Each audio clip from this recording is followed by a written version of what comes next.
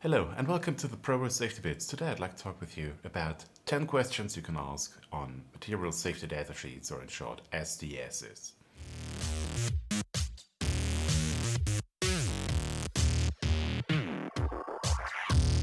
Hi, let's talk about 10 questions for auditing SDS, safety data sheets, when you do an HSE audit or 14001 or 45,000, 18,001 audit. And one question I'd like to ask, for example, do you have multiple component materials?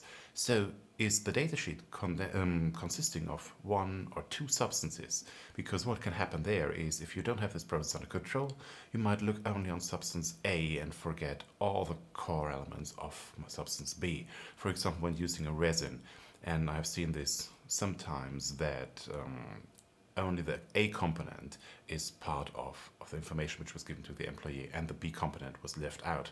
So how do you make sure that if you have multiple components in an SDS, that you cover both of them in your risk assessment in your training system? Second question is on datasheets from different suppliers or from different countries. What I also observe regularly is that an area owner goes out and is looking for a datasheet for the substance they are using. And because they didn't get something from their supplier, they just start searching around in the internet or ask other suppliers. In this situation, you might come up with a datasheet which is not the exact one for the substance you are using. And this can lead to multiple issues, like it's coming from a different country, and by that the TWA, so the maximum allowed values in the air, might differ from the one which are locally applicable for you. Or that the supplier you got the SDS from has a different assessment of the risk, and this can then lead also to issues in your further processes. This goes together with question number 3 about exposure limits. So what exposure limits are you using? Are you really using the one from the SDS, or do you have a local process which, for example, asks for a lower value, a lower permissible value in the air concentration around you? So do you have a local document from your company which is superseding the one from your SDS? So how do you deal with the maximum allowed values in the air concentration around here compared to your local processes is another question. Question number 4 is regarding how do you receive material safety data sheets? Is it going to your purchasing department? Is it going to your incoming goods store? Where do you receive an SDS, and how do you manage the process of updating it in your system? So how do you control that if there's a new one, that you get this information and that you update your cataster of your risk substances? Question number 5 is regarding the age of a datasheet. Usually, very often, it's like 2-3 years, that if you look into an overview of your hazardous substances and your SDSs are getting older than 5 years, I would really ask, how do you assure that you get the new one? And then you need to check, that you need to document also in a certain way that the datasheet you're using is really the most recent one. So find a way how you can add comments to your database that you have a proof that this datasheet which you have is in the current version and it's not outdated, especially if there are new risk assessments out, new signing, for example, with the GHS we have. Another question I look into is on PPE requirements. If you look onto the SDS, you will see that there is one section which is dealing with personal protective equipment. And very often the datasheet is not totally specific on it, it just asks for having a proper PPE.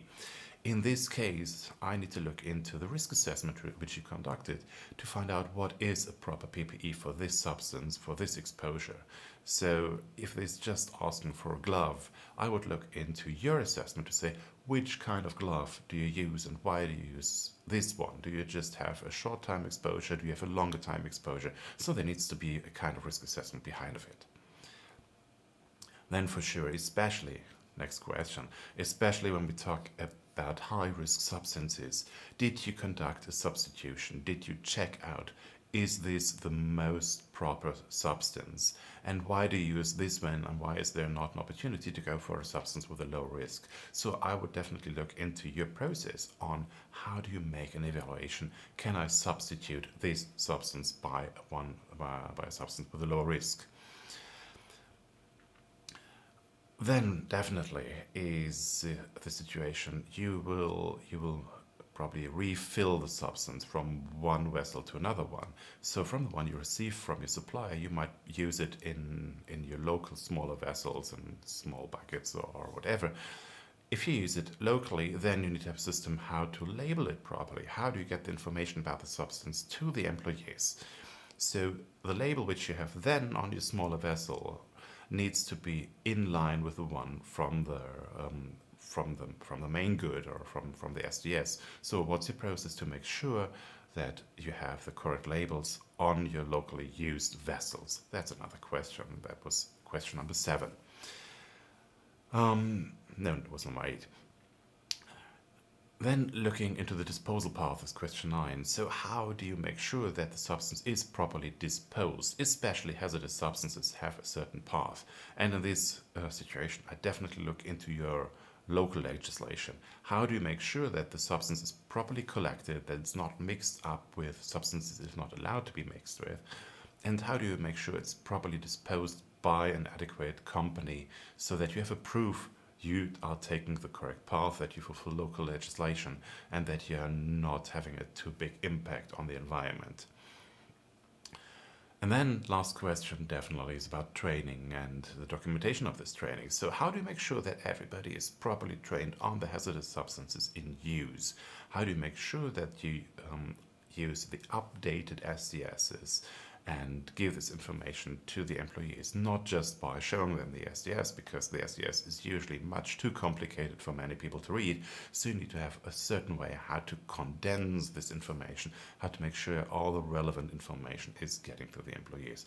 And this is including storage, handling, health hazards, and PPE requirements. So these were 10 questions looking into. So just to recap on it. Number 1, data sheets with multiple components. Number 2, data sheets from other suppliers or other countries. Number 3, how to deal with exposure limits. Number 4, the process on how to receiving data sheets.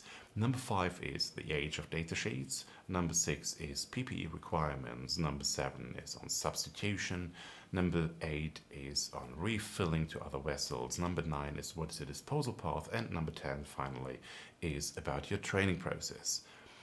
If you have any questions, if you like to improve your process, review your process with me, just give me a call, send me a message. We can do it virtually, we can do it face-to-face. There are different ways how we can interact. More you will find on prorisk.com, HSECT, or just send me a message to this. Have a wonderful day. Thanks for watching. Stay safe. Bye.